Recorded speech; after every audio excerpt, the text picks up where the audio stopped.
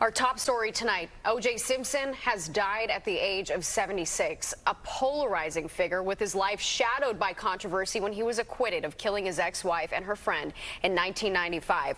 But a separate civil trial jury found him liable for the deaths and ordered him to pay $33.5 million to the relatives of Nicole Brown Simpson and Ron Goldman. All right, the attorney for the Goldman family spoke to TMZ earlier today about what could be in store now that OJ is dead. Charles Latibeaudiere, executive producer at TMZ, joins us now with more. Charles, thanks for joining us. Was this a surprise to you? Did you know this was coming? This seemed to happen out of the blue as passing.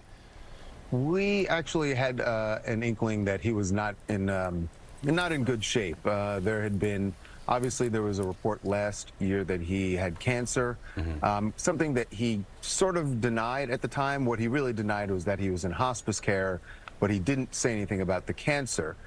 We had been hearing for the last week that he had been transferred home and that he was in hospice care.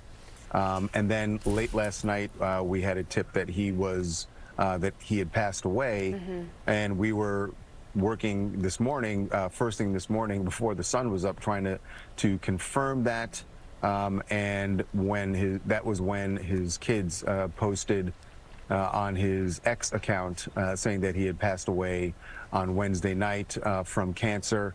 We then got in touch with one of his attorneys who confirmed for us that that was an accurate post on Twitter. You can never tell with things being hacked these days whether or not that is accurate, but an attorney did confirm for us that he had passed away. So it wasn't a complete shock to us. We knew that he was in bad health, and we also found out this morning that there were several of his friends who started flying into Las Vegas last Friday.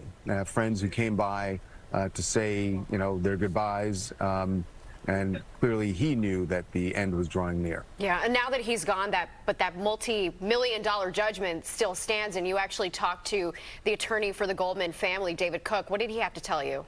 Yeah, David Cook had said something I thought was very interesting, because one of the first things I thought when OJ passed away was, what will the Goldman family do about getting that judgment from the 1997 civil trial, the verdict that found him liable, and the judgment that was awarded was $33 million. Now, the Goldman family did get some money, but we do know, I don't know exactly how much, but what we've been told is that the lion's share of that money was never paid, because the money that OJ had was in protected NFL pension funds, so that they could not be, that judgment cannot be attached to that pension fund. I don't know what happens with that fund now that he has passed away and that money goes into his estate.